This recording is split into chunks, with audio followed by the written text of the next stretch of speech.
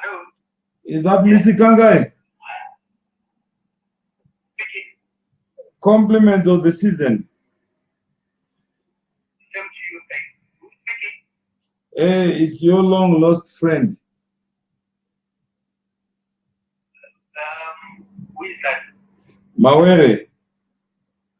Oh, Tumawere. Yes. How are you, sir? How are you? No, I'm okay. Thanks. Yeah, we never got to meet, but I saw you relating your brother. Yeah. For the funeral of the late national hero in Bachitebo. Yeah, that's right. Yeah, so I'm sorry. Yeah. So, no, is that you who wrote that statement to the president? Well, I can't comment. Where did you find it? Yeah, the birth and growth of a cartel in the ICT sector in Zimbabwe. Well, I can't comment on it. Okay. Because it ended on the social media. I certainly didn't put anything on the social media. But it's not your document. Well, I don't know. I haven't seen the one you have in use for. No, you see, somebody has just sent me a document, but with your numbers, 28 December 2017. And it says His Excellency Comrade E.D. Mnangagwa, President of the Republic, the birth and growth of a cartel in the ICT sector in Zimbabwe. And, Okay. and obviously, yeah. people are. Do you have any specific questions? Yeah, no, in fact, it was more to do with the recommendations, which are very, very useful. And okay. And I think you are not personal, you're just stating facts. So yeah. it's we started an education. I must say though that this is a lot of people have been saying that you are suffering from sour grapes because you lost your job. And I must state very categorically that that's not the case. The issue behind my unfair dismissal at Net1 has to do with my resistance to pay US $4 million to a company called Megawatt Energy, which had been handpicked by Superman once as the minister without going through the normal process in terms of the procurement act of Zimbabwe to go through public tender. And in any case, we did our own investigation. We contacted some renowned ICT consultants like Jetecon of Germany and Soficom of France. Soficom gave us the lowest quotation of 155,000 euros for that consulting work. Now you pick that against $4 million that the minister was wanting us to pay, and you will clearly see that there is something untoward about the whole thing. But is it true that the minister instructed you? Correct. This was in a meeting that was held on the 30th of October 2015. Okay. And don't you think that it is strange that the purchaser of goods and services dictates what the price for those goods and services ought to be? And you are the head at the time. You were the head of Net1. Yes, I reported to the board. You reported to the board, not to the minister. You reported to the board and not the minister. Is that correct? No, I first brought it to the attention of the intelligent people. I summoned them after sometime in January 2016. Okay. That's when I called them to my office. Yeah. Unbeknown to me, these people, they wrote their report, and apparently the minister got wind of it. And that's when he then started all those malicious attacks of me in the newspapers, alleging all sorts of corruption activities, like, and so. And prior to that, prior to that, there was no allegation of corruption. No, not at all. Not at all.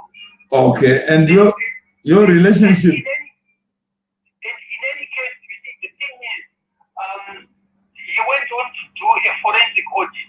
Okay. In that forensic audit, he found no evidence. But the decision to fire those allegations. The decision to fire you was who made it? It was not even a board decision. You know, we asked for the board minutes. There were no board minutes showing that I was to be fired. The minister actually took a copy of the forensic audit report to a newspaper, a Sunday Mail news a reporter called Lincoln Towin on the 17th of September 2016 and asked him to write a story which was based on false allegations.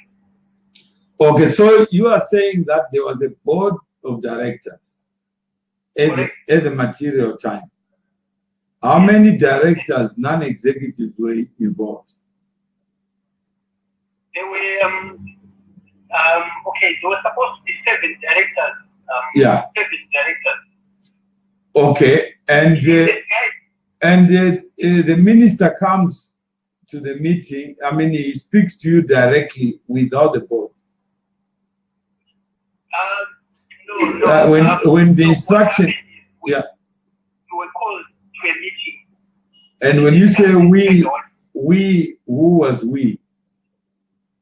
Okay, there was the deputy chairman of the board present in that meeting. Okay. The finance director, one. Yeah. Then there were representatives of Megawatt Energy. Okay. Huawei Technology, plus the permanent secretary in the ministry. Okay.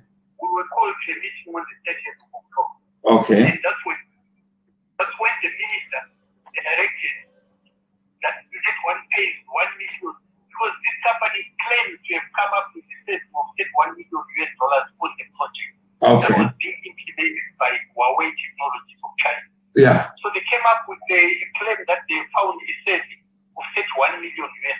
Okay. And the minister then said, from those savings, you must pay $1 million to Megawatt Energy for their consultancy. And who were the principals? Who were the principals of Megawatt? Is it Energy? Who were the proprietors there? Yeah, from the record, Megawatt Energy is owned by a chap called the Chinese guy called Li Xiaodong. Oh, Li Xiaodong, okay.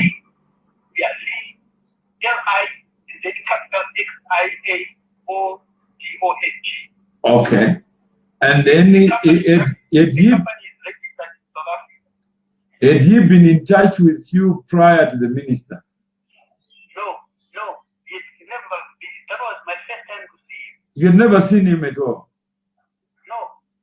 And any of your officers, had they been in touch with him? Not to my knowledge. Not to my knowledge. Okay, then okay. What I do understand is that this guy, Li Xiaodong, was a vice president of ZTE in Africa. Now, ZTE is the rival Chinese company to Huawei. Huawei, yeah. Huawei expressed their concern to the minister. Yeah. Say, how can you appoint Megawatt Energy to audit the pricing of our goods and services? Yeah. Because he is representing a rival company. But the minister ignored all that, and he went on to appoint Megawatt Energy to audit Huawei Technology. Okay. So now you are confronted with the minister, no prior warning, and you get into a meeting. And the minister says what? The minister says, what does he say? The minister says from the claimed saving of $1 million, Network is to pay $1 million consulting fee to Megawatt Energy. Okay, so this is in form of a proposal or in form of an instruction? It's in the form of an instruction. Okay, he says 31 million. Who had established the 31 million? Megawatt energy. Omega. They never gave us a report. This would have been normal under such circumstances. So you were not aware of any savings? No, they just made a verbal claim that they found a saving of $31 million. Without your knowledge and participation? No, this is why I'm saying there was not even a report to demonstrate how they arrived at that saving of $31 million. They did not submit a report to us. Then how did the meeting end? The meeting ended with the minister saying, look, the discussions of this meeting should be held confidential. Okay. Because in December 2015, Yeah. the Chinese president Xi Jinping is coming to Zimbabwe to sign mega deals. So we don't want anything leaking out in the public. But I held my peace, because I didn't want to discuss on those deals. So I didn't say anything, although I could see that this thing was clearly corrupt deal that was, being put forward. Okay. But I held my peace. And come January 2016, when those deals had been signed, I summoned the CIO person who is assigned to Net1. I called him to my office and showed him these documents. And by that time, Megawatt Energy had actually written minutes of that October 30 meeting. Okay. Right? And sent their invoice of $4 million. To you now? Payment to me now, yes. Okay. Requesting for payment. Okay. And then what was your reaction? Well, we had a meeting later on with some of the directors of the board. I think that was now in February. December. I think, on the 11th of December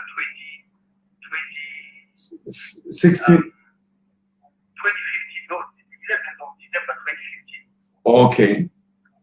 Yeah. And what? My advice to the board was that this thing, the payment is to be done outside Zimbabwe. And the exchange control regulation requires that such payment must be cleared by the Reserve Bank. Okay. Right? And for clearing those payments to get approval from the Reserve Bank would need three things. Actually, prior approval of the contract between Net1 and Megawatt Energy. Okay. And there was no such contract. Right? And the second thing is that we would need to submit a copy at the time that we wanted to make the payment. Okay. As I indicated, there was no such contract. And then the third aspect is that the amount involved required to get procurement board authorization. Again, there was no SPP authorization. Okay, and now you are instructed. You get a letter directly to you and an invoice for you to pay, and there's nothing in there that has been sanctioned by your court, and the minister is not aware of the invoice, or was he aware of the invoice? He was aware because that letter was actually copied to him. And if he had anything to dispute, he would have done so. The letter, which had the summary of the discussion, plus the invoice, they were also sent to him by way of a copy. Okay. And then you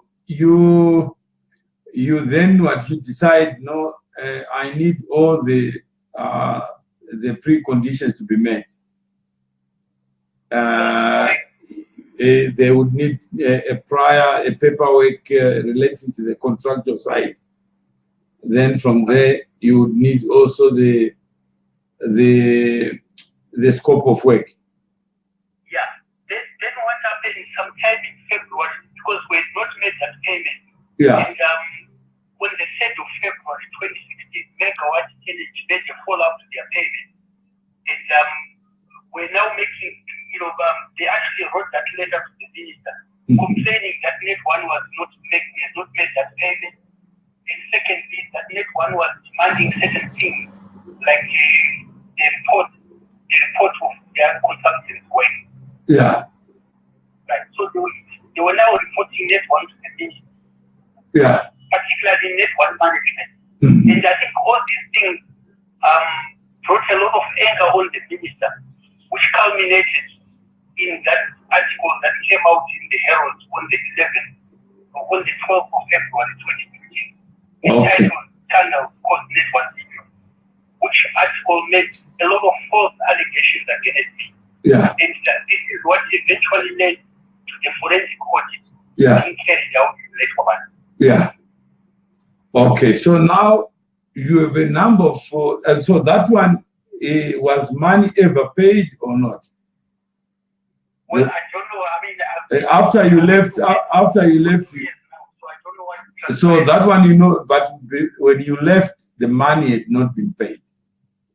No, it hadn't. And if I tell you one thing for certain, if I made that payment, I would not be talking to you now. I would be in jail. okay, Because as the CEO of Net1, you are, in terms of the Procurement Act, you are the accounting officer, you are responsible. so you are saying the minister acted ultra virus the law, Correct. and he interfered with your conduct of business or your duties. That is his woman throughout. He has been interfering with the operations of Net1. Okay, and you raise a number of issues. What is the minister's responsibility in relation to Net1? This is precisely, actually, that's a very good question. The minister does not have the responsibility over the affairs of Net1. The Okay. board of directors is the ultimate responsible entity. Because remember, Net1 is no longer. What is the status? What is the legal status of Net1? Is it a company? Exactly, it is a company, a private limited company. And who is a shareholder? The shareholder is the government, No, which department of government? Ministry of Finance. Not Minister of Communication. No, they are not the shareholder. No, the Ministry of Finance who are the shareholder. Okay, and it's set up in terms of the Companies Act. There's no law that sets up for Net1. No, it's registered. Unlike the predecessor PTC, Yeah, which was established through an act of parliament. yeah, It was important because the PricewaterhouseCoopers at the time, actually no, not PwC, Coopers Library, they made those recommendations to ensure that there would be no interference by government. So this is a private limited company with board of directors who are accountable for their conduct. Not to the minister, but to the body of stakeholders. Correct. So there you are. Okay. But nonetheless, there's always been interference from the minister. No, is it this? You have worked under different ministers before. Yes, I mean, I've never had the kind of problems that I encountered in Superman one. Never ever. We worked very well with Minister Mumbeshora. Then afterwards, Minister Mangwende. Then Mushowe. I would single him out very well. He actually helped us to stave off an attempt to usurp Net1 land in Cleveland, about 101,000 hectares of land that Net1 got under the PTC restructuring. Okay. We fought very, very hard. The Minister of Local Government wanted to take over that land and pass it to his cronies. Oh, okay. And that was okay. Yeah. So then afterwards, from Mushowe, we had Minister Gochi. Again, we never had any issues. Yeah. Extremely well. And then afterwards, who then came after? After Gochi, then came Webster Shani. again, we went very well with Dr. Shamu, no problem. Okay. Until Superman was again. So Superman Raza coming, had you ever had any interaction with him before he became minister? Remember, he was running that program. The TV show. Yes, the TV show. I appeared for the 25th anniversary of Bangladesh Independence. That's the time I interacted with him. Okay. So you don't have any professional interaction with him. He becomes minister, and does he reach out to you personally, or is there any communication between you and him? Well, when he was appointed, kind of never reached out to me, except much later on, he invited me for a lunch at the Nichols Hotel, which I actually paid for. Okay. And what was the agenda for the lunch? He didn't say the agenda, but what he then said was that he wanted to know why I was objecting to the appointment of Chief Operating Officer by the name Francis Mawini. Is it the same Francis who was the telecell? Was it the same guy who was the telecell? Exactly. Okay. So he's asking you, why are you objecting? How did he know you were objecting? He must have been told by his cronies in the board. Okay. Because during the interview, I expressed my reservation. Okay. And then what did you say? You said no, that matter was handled properly in terms of corporate governance. Sorry, which matter? The matter of Francis Mawindi. He is asking you why you are resisting the appointment. And until that time, you didn't know that there was a link between Francis and the minister. Is that correct? Sorry, I didn't get that question. Okay, I'm saying that the relationship between Mawindi and the minister, you didn't know about it until the lunch. No, I didn't know about it. But what scares me now is that the connection. You say the Bank is right at the center of this cartel that has been brought in. And this guy is related to someone who owns Bank. Metropolitan Bank. Correct. Okay, because I see you put some names there at Metropolitan Bank, including the chairman and some of the officers there. Correct. I mean, surely it's rather odd that state enterprise, particularly like that one, you would have such a huge number of directors in that institution. Doesn't that appear to you quite forward? Yeah. And you are saying that Ozias Brute was also appointed the Fortress chairman. Yes, by the same minister. Despite the fact that Bank was owing $6.5 million money that were deposited by Fortress into Bank. And what happened to that? What happened to that 6.5 million? Yeah, as soon as he was appointed chairman of Fortress, he went in and instructed management to buy land from Croatia, where he is involved. It's 22.5 million, less than 6.5 million. If you rewind, I asked you to look at the thing there. There was a report in the Herald newspaper on the 20th of December where they were investigating former Professor Jonathan Moyo. Yeah. Former Minister Jonathan. Yeah, I know the Zimbabwe matter. Yeah. So that's the scheme they were trying to get Fortress on to.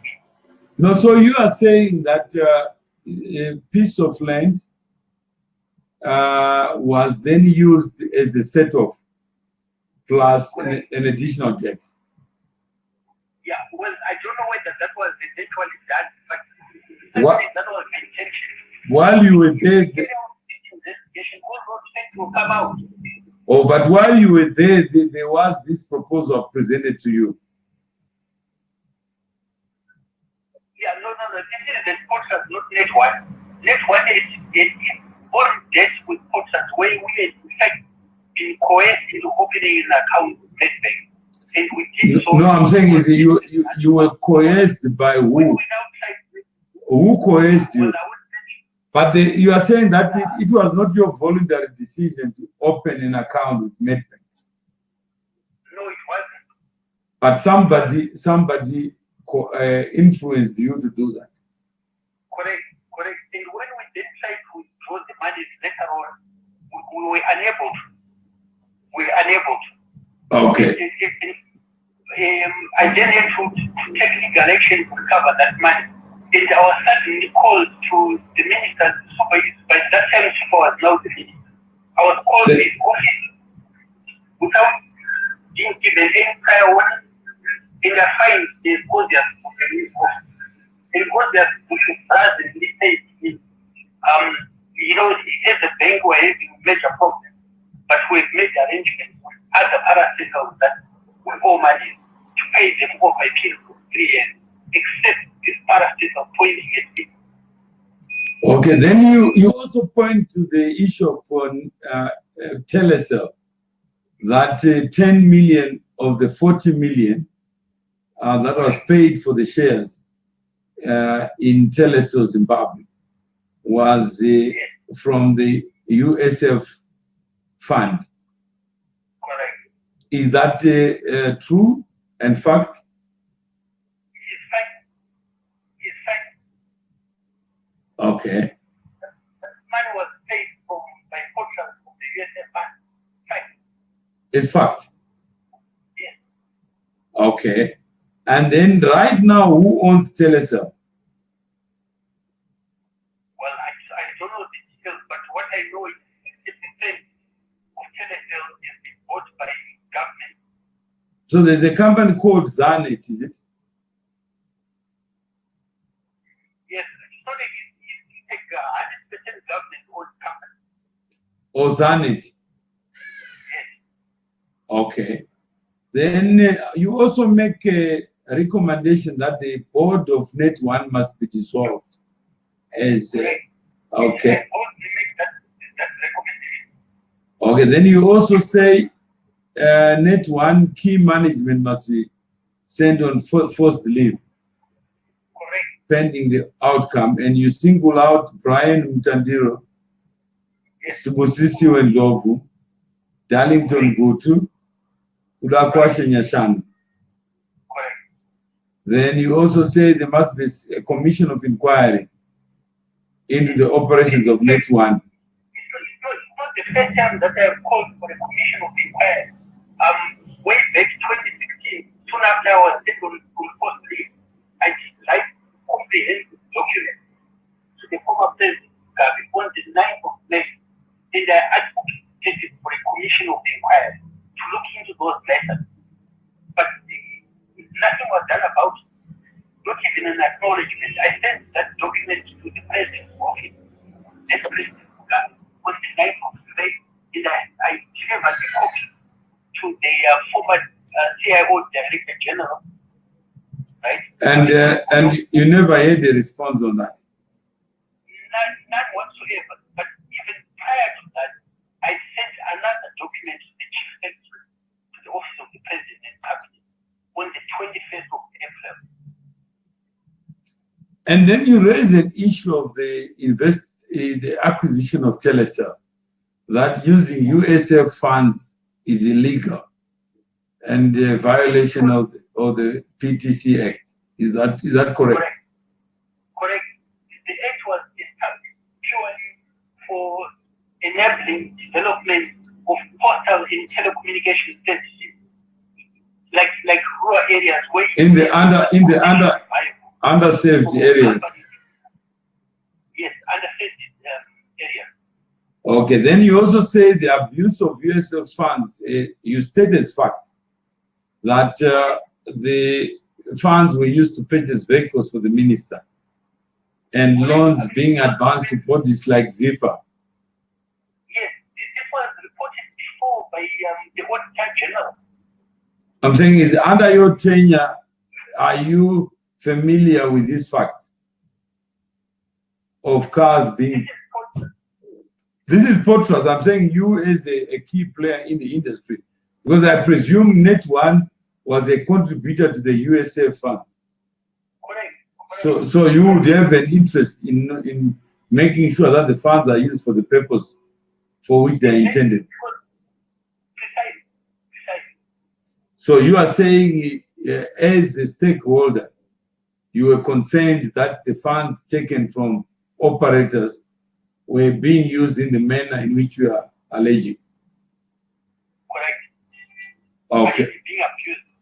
And when they were caught out on the FIFA 1 million. 1 million what? No, this was the loan. This was the loan to FIFA. But the FIFA has no capacity to pay such a loan. They are being sued for even smaller amounts. So how could anybody, make that claim that it was a loan when we know fully well that FIFA doesn't have that capacity to repay that loan? And most importantly, this is not within Potra's mandate. Certainly that USF loan or fund was not intended for that purpose. Even as operators, we tried to borrow money from that universal services fund, and the request was rejected. Okay, and then on the procurement of equipment from China, for is it under ZTE or Huawei? I don't know which one is applicable. Is there any allegations that would concern you or about the info? Yeah. Yes, I think since by Pasha they introduced ZTE onto the network. Now, on the core network, it effectively means that the Net1 now is 3 core network suppliers. That is Huawei Technologies, Nokia, which previously was Siemens. Yeah. And now ZTE. For such a small network, right, it increases the cost of ownership to Net1. Because for the core network, you actually need to pay support fee to the respective supplier every year. And that's a lot of money. But are you alleging any underhand dealings or what are you saying? Yes, there was, because again, if you go back, remember I indicated that Li Xiaodong used to be ZTE. Vice President of ZTE. Yeah. So that whole thing was actually meant to bring ZTE on board. Okay, so you are saying there are goods and services supplied. Correct. Yeah. Yes. Okay. And those goods and services could have been supplied at the instigation of people outside the 4 corners of Net1. Yes. I understand. I've not corroborated it myself, but I understand he was given tracks that are used for advertising by ZTE for free. Okay, for his other businesses. Yes, exactly, for his other company. Okay. And the land, whatever happened of those 131,000 hectares? Yeah, we eventually took, the Ministry of Local Government and this company called Barclays, we eventually took them to the High Court. We won the case, and they tried to appeal, and the judge was not willing to give them leave to appeal because he felt that there was no basis, there was no possibility of success. The lady is very clear. That one has charitable deed. So did they petition? Did they petition the Supreme Court? I understand they eventually petitioned the Supreme Court. How that happened, I don't know. But this is the time that I left. The matter was still pending at the Supreme Court. Okay. So, and you also talk of TEL1, the 378 million debt. Correct. that if you want to get rid of management, being a journalist, he goes and he flashes dates in the newspaper about that management, right? And he tried to do the same thing December 2016 against Tier 1 management. In the other hand, he also summarily dismissed the board of Tier 1. Okay. So right now there's no board in Tier 1. And the contract of employment for the Tier 1 managing director hasn't been extended for more than a year now. It's the finance director that you want to get rid of. Her contract of employment was not extended. Okay. So effectively, this was a plan to supplant that Tier 1 management and to put his proxies there. So you have been out of a job since when? I was sent on post leave on the 14th of March 2016. Okay, and then did you go to the labor court or? Yes, the matter is 10 years labor court. Okay. There was a hearing on the 19th of December 2017. 2017 before a labor officer. Okay. And then what are your prospects then? Judging from the submissions made by my lawyer, Yeah. these guys got no case. They've absolutely got no case against me. Okay. But are you on full pay until that is resolved? No, I'm not getting anything. How come so there is already a decision to fire you? Correct. And there is no recourse to court? And the whole thing, let me just tell you, when they did their forensic audit report, they submitted a document, the report itself, 130 pages, and charges against me. And they asked me to respond within 3 days. I responded, rebutting all their allegations. That was on the 3rd of October. On the 12th of October, they withdrew their charges against me. They sent 2 letters to my house. One withdrawing the charges, and the other letter now saying when filing you using that 3 months notice. Oh. Yeah. So they then reportedly fired me using that 3 months notice. Right? Yeah. So we took the 2 letters to the High Court. Yeah. Those 2 letters are still pending. Okay. And in March 2017, it reportedly went on to pay for the remaining 8 months of my contract. So in other words, they will now say your contract is expired. But how can someone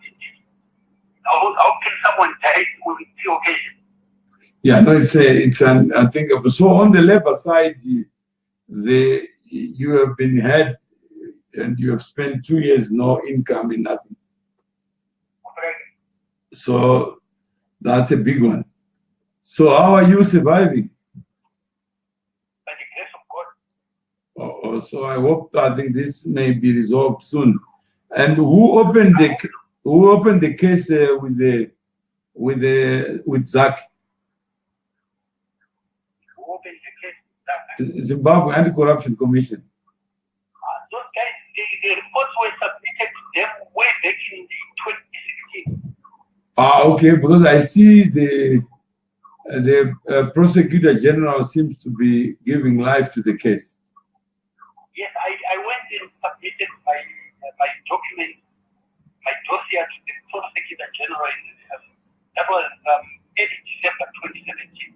Okay, so at least there's some movement there. I hope so. Okay. Any other words? What lessons have you learned? What do you think the people of Zimbabwe need to know about? Well, I think this thing, there's been a lot of talk of corruption, but I can tell you, I came face to face with it. And when you expose corruption, when these people feel cornered, they will fight back. And basically for the last 2 years, I've been fighting this corruption. And even going back, as I indicated, that land issue and Clinton, not one issue. 131,000 hectares. I've been fighting this thing since 2008. And it's big land. Where interests are concerned, people will fight to the end. So I fought that thing. I am very thankful to the then minister responsible, Mushowe. He was very supportive. Okay. Unlike what we are seeing with Superman One. But Mushowe was very supportive. And that's how we managed to fend off that attempt to usurp the land. And in fact, you know what? They actually subdivided the land and went on to sell some of the land.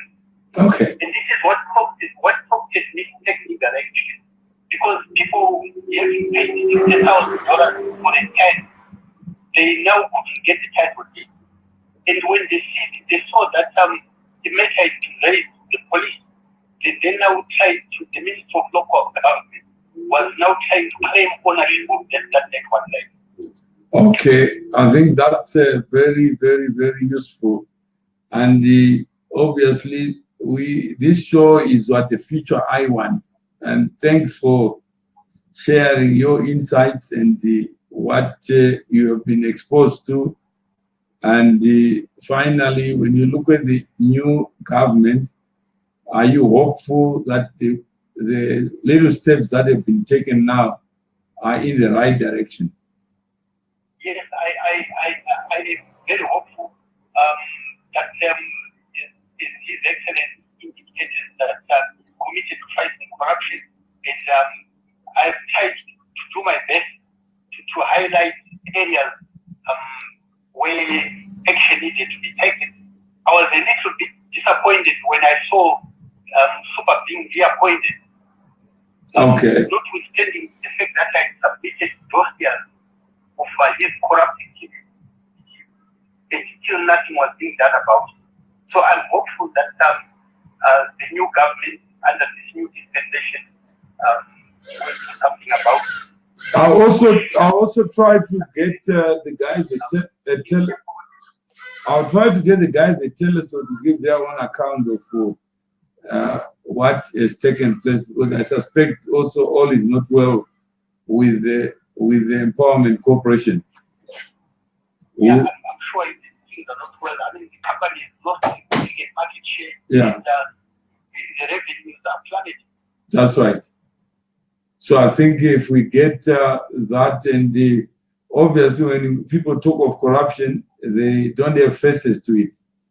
So thank you for stepping up, and we will come back to you, I think, to further learn about this ICT industry, how it has evolved and how we got where we are today.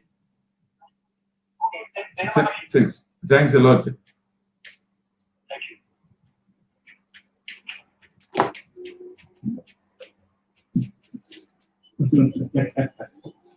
Yeah, I will